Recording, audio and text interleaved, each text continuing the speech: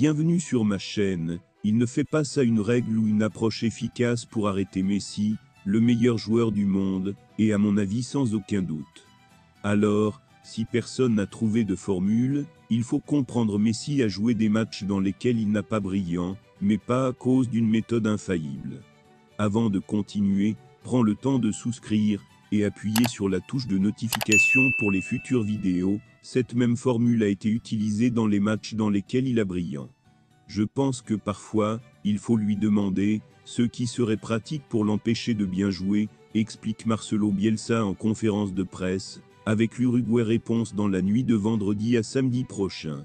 C'est tombé cette nuit. Lionel Scaloni, sélectionneur de l'Argentine, championne du monde, a annoncé la liste des joueurs pour les 2 prochains matchs de la Biceleste, dont la grosse surprise attendue lors du match contre le Brésil sans Neymar.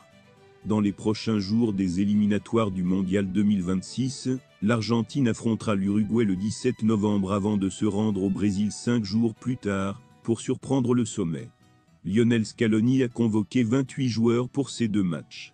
Un groupe dans lequel on retrouve évidemment Lionel Messi, le grand artisan du sacre de l'Argentin lors de la dernière Coupe du Monde au Qatar et récent vainqueur de son 8e Ballon d'Or.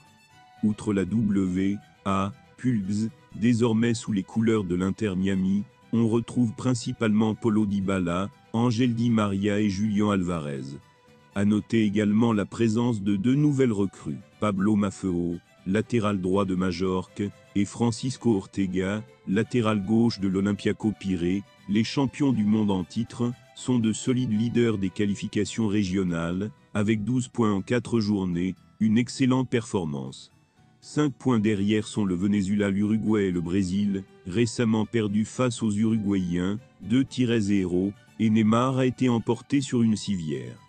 À Lima, Lionel Messi ouvre le score pour la première fois à la 32e minute, et 10 minutes plus tard, il double la mise après avoir bien servi 2 fois, dans la surface. L'Argentin mène la qualification de la zone sud-américaine à la Coupe du Monde 2026 grâce au doublé de sa star Lionel Messi contre le Pérou, 2-0, mardi 17 octobre à Lima. Suaré devrait quitter Gremio et rejoindre Lionel Messi, et ses anciens coéquipiers du FC Barcelone Jordi Alba et Sergio Busquets à l'Inter Miami.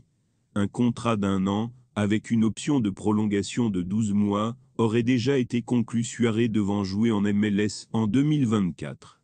L'épouse de Messi semble avoir hâte de passer beaucoup de temps avec la famille Suaré.